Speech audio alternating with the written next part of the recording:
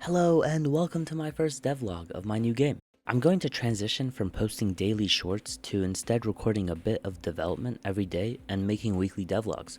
I'll still make shorts, but not as frequently as I did for my first game. Now, I know I said I wanted to make a fighting game at the end of the last video, something like Street Fighter or Tekken, but I did some research and I realized that most modern fighting games are basically just 3D. Nonetheless, I was prepared to learn Blender through these devlogs and bring you guys with me to see my suffering.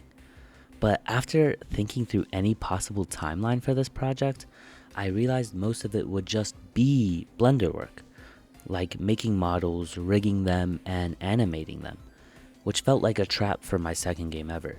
So instead, I decided, literally at the last minute, like any good decision is made, to pivot. I know it's not very original, but I want to make a 2D stick fighting game that revolves around combos. And then eventually I want to expand to classes and skills, maybe even just a full-out RPG. Now with all that said, I didn't do too much today. A lot of planning went into the game and I had to set it up in Unity.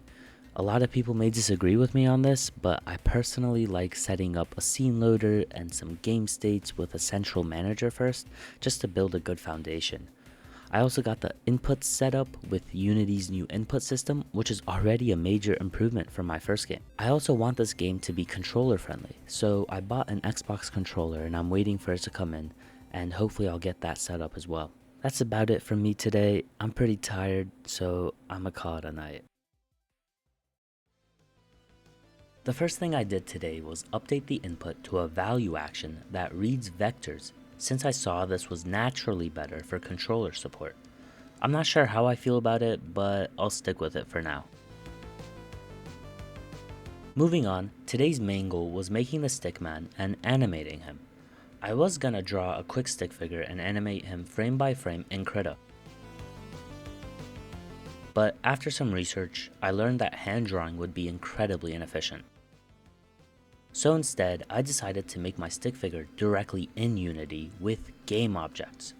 I'll probably make a video or maybe just a short on exactly how I did this in the future, so be on the lookout. After the first iteration of the stickman, I realized I wanted double jointed limbs to make smoother animations. Then I learned that I had to make my limbs in a parent-child relationship. That way the child moves along with the parent. By my last attempt, I realized that I had to decouple my joints from my sprites, otherwise it was really tricky to properly transform the limbs when animating. Bro, what is going on? What I'm doing here is known as skeletal animation, where you make a rig for your mesh and animate your movements by moving the bones in your rig. Since I'm making a stick figure, my rig and mesh are one and the same. This is much quicker than keyframe animation, where you manually draw each frame. Although it's not as easy to express your movements since you can only move your limbs in a fixed path. Honestly, today was pretty rough, but I'm really proud and happy of the progress I made. It is Wednesday, my dudes.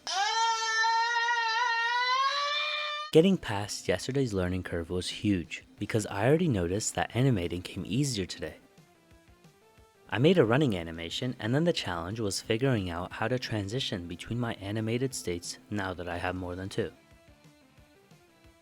At first, I thought it might be a good idea to hold a player state in my controller script that'll define what the player's doing, and then I'll just feed that into my animator controller to play the correct animation based on it. But I think that might be a bit more helpful in the later stages of the game, because right now I don't want to over-engineer something so simple. Instead, I decided to make the transition with two parameters: the player's speed that tells us if we're walking, and a boolean flag to check if we're running. Using these two, I was able to make the transitions that I wanted. Then it was just a matter of tweaking the actual animation transition to make it look smoother. And lastly, I thought it would be a bit fun to add some dust trail particles. Oh my god! What is that? They kinda look mid though, so I'm gonna have to improve it later on. I wanted to set up my camera movement today, so I decided to write a quick script for it. Except it wasn't quick at all, and now my brain hurts. I could have gone the easy route and just used the Cinemachine plugin, which will essentially take over the normal camera and do all the player tracking automatically. But I wanted more control over it, since the goal is to make some epic cinematic fight scenes down the line, so I need some more freedom with my camera. I'm pretty tired after all this, and I don't think that many people care about the technical details or the math behind my script, so I'll keep this part short. Basically, the whole idea is for the camera to follow the player smoothly, staying slightly ahead as they move, and adjust its height when the player jumps or falls. That way, we can still smoothly follow upwards, but if the player starts falling too fast, the camera will switch modes and quickly but smoothly catch up to the bottom of the player so we can still see the ground. It also zooms out a little when the player moves faster, so you can see more of the action. I'm really satisfied with the end result, and now that I can move around, it's probably time to start making a map, but I'll save that for later.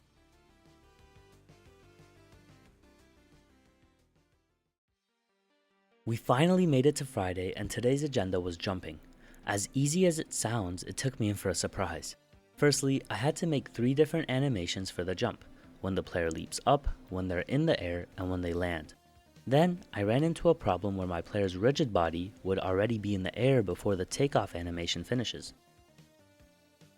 That's when I learned about animation events. Simply put, you can call a function from your code within a frame of an animation, and it worked really well. I'm super glad that I learned about this because it'll be incredibly useful down the line. I also added a mechanic for when the player walks off a ledge to play the airborne and landing animation without actually needing for the player to trigger it manually. This is one of those small things that I think really make the game feel that much better. Next, I learned to make a jump buffer. That way, I'm not using my player being grounded as a trigger to jump. Lastly, I added takeoff particles and landing particles if the player falls to the ground fast enough. I'm gonna take a bit of a break tomorrow from animations and code, so instead I'll just make some art for the game.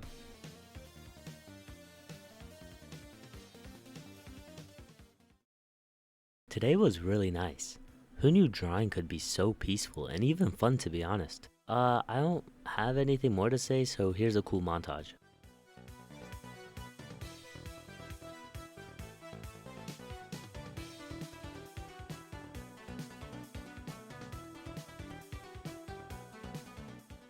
I've seen some really cool stuff about a parallax effect for backgrounds, and I think I'll give it a shot next week. But for now, I'm more than happy with this. Making these videos takes quite a while, so I'm probably not going to work on the game today, so I can actually finish editing and get the video out for you guys as quickly as I can. Like I said on Monday, I'm going to try my best to record a bit of my everyday development and make weekly devlogs, but sometimes it can be slow, so no promises on weekly videos. I also want to say that my first video did far better than I had ever thought, and seeing the encouraging comments made my day, so thank you guys. Lastly, I am open to suggestions, so let me know in the comments if you guys have any cool ideas for the game and or videos you want to see me make. Drop a like if you enjoyed, and subscribe if you want to see more. Bye bye!